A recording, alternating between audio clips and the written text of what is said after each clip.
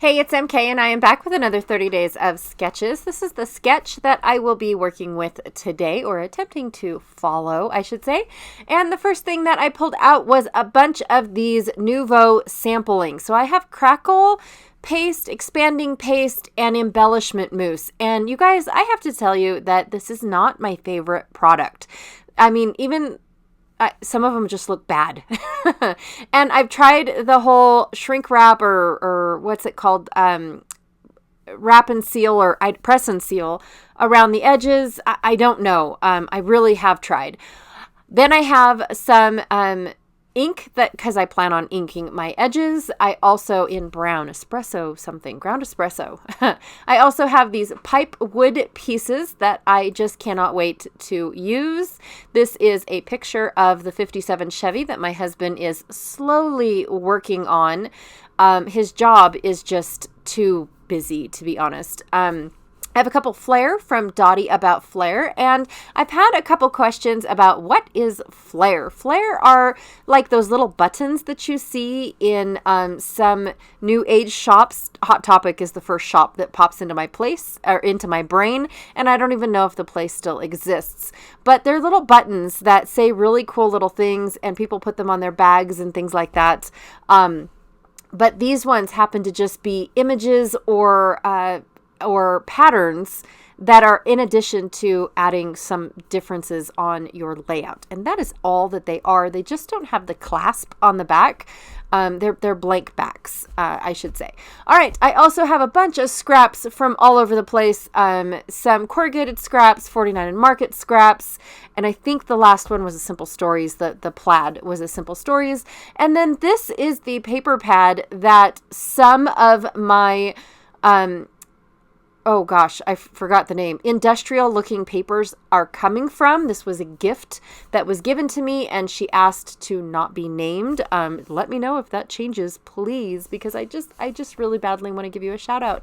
Anyways, and then another few of those papers like this pad was also gifted to me, and they are held separately because they did not come in a pad that came in individual sheets, and I don't know who those are from, but I think she made a comment that they are from the same manufacturer. So anyways, I'm not sure. I'm just stoked to have all this paper because I've never seen it before. So it's awesome, to be honest. It is so up my alley. I can't I plan on looking to find out where I can get these papers because seriously, they're just so me. Anyways, I plan on using this diamond plate as the background for my paper because I've seen a lot of people that remake, hot rods mostly. And when they don't have the metal, like to fix the cancer in the body, they use diamond plate, and it just gives it that I built this look. And my husband wants to keep his truck a little bit on the authentic side as possible, even though we don't plan on, like he needs a steering column, but we don't plan on going and buying an X amount of dollar 57 steering column because I cannot believe how expensive they are. So he's going to adapt and improvise with what he has. But the thing is that he's got a whole bunch of frames to choose from. This one here happens to be from a 79 Chevy, and it is a half-ton frame. However, the body fits too high. I mean, look at the difference between the wheels and the wheel well. That's, oh my gosh, that is like, I don't know, 9 inches. And it sat way too high. Plus the dip from where the cab sits to where the back of the bed would sit, he would have had to lift the cab even higher in order to get that streamline that he's looking for the cab to the bed of the truck. So it is still a work in progress, you guys. It is very, very slow. Like I mentioned before, my husband's job, he could get called away at any minute, even on his days off. Hey, can you run over here? Hey, can you do this? Hey, this guy's having a problem. Can you do this? Even if it's a phone call, he is still working. So his job is like 24/7 in reality.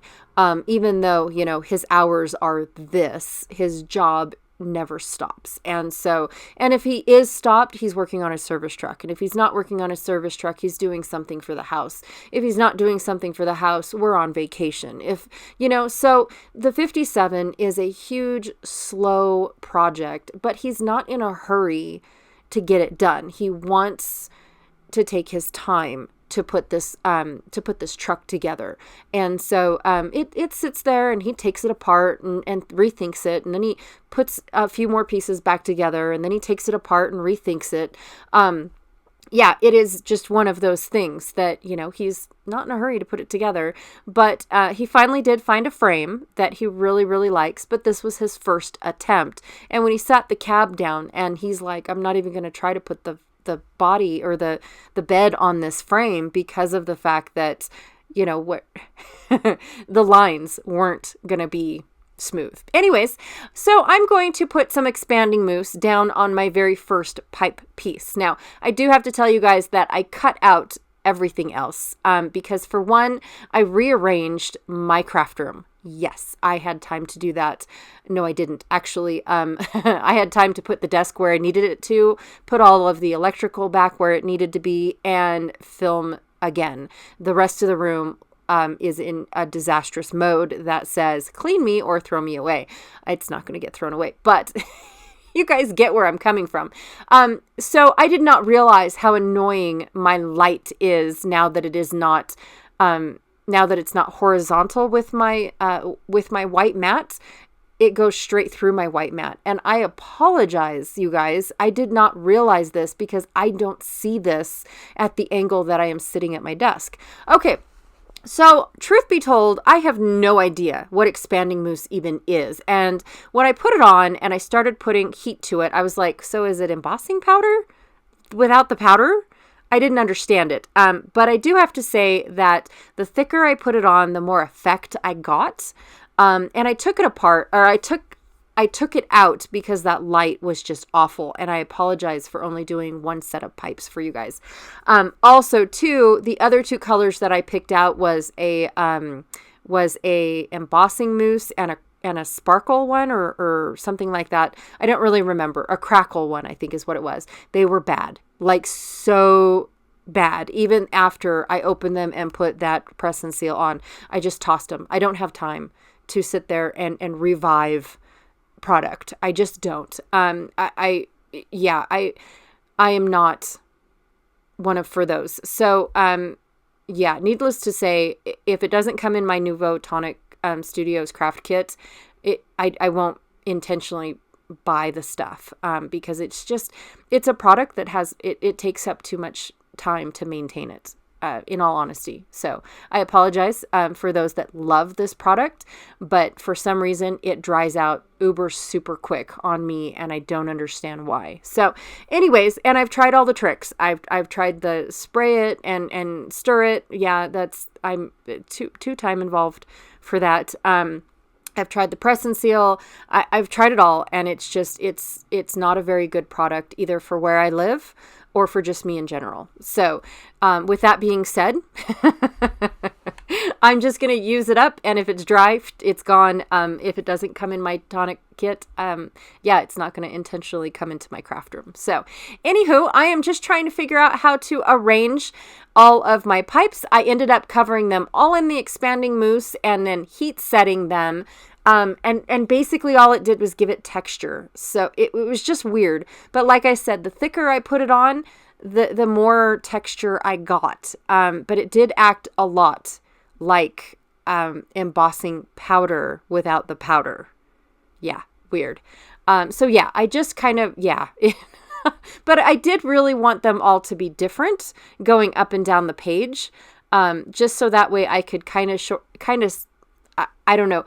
When it comes to a frame in a truck, especially when you're trying to build one that doesn't really belong on that specific cab, there's a lot of cutting and there's a specific word for it that I'm not really sure what it is, but you have to cut things apart, weld them back together, put a plate in there to reinforce it to make sure that it doesn't, crack along the way, things like that. There's a lot of stuff that you have to do to make it roadworthy. And I kind of wanted to express that using these pipes, because essentially your frame is just a bunch of square piping, or square tubing is what it's called for some weird reason, welded together and bent and formed to create your frame. And so I just thought that this would be kind of cool instead of just a bunch of weird, squares on my layout. Pipes were a good representation of what a frame really is if you strip it down into bare bones. So anyways, I also took and talked right through it. I took a bunch of alphas from I think it was pink paisley, because there's pink fresh and pink paisley. I think it was pink paisley, Fifth and Monaco. And what they were they were already preset words that I never use. Every manufacturer has those words: celebrating, wonderful, family, together. They're all the same words over and over and over again. Every manufacturer has every single one of them, just different fonts, right? And so what I liked to do with that entire set is create my own words. And I have gotten a lot of words out of that one tiny little set. And so this one here makes it no different. I put together a bunch of letters, created my title that says Picking a Frame. And I had to alter a few A's. I took some U's, cut up some other letters, and created a bunch of A's. And then I took my marker, because they're white and black, and I made them all black. Okay, I think that it's dashing and stands out beautifully. And then I bought a new product, you guys, from the dollar store. Okay, I don't know exactly what the real name of this store is. I think it's like Dollar Tree or something, which is like $1.25 for everything in the entire store. And this is called Crafters Square Tempera Spray Paint. And it comes in a spray. Of course, I splattered it because I don't spray any of my sprays. Why on earth would I do that?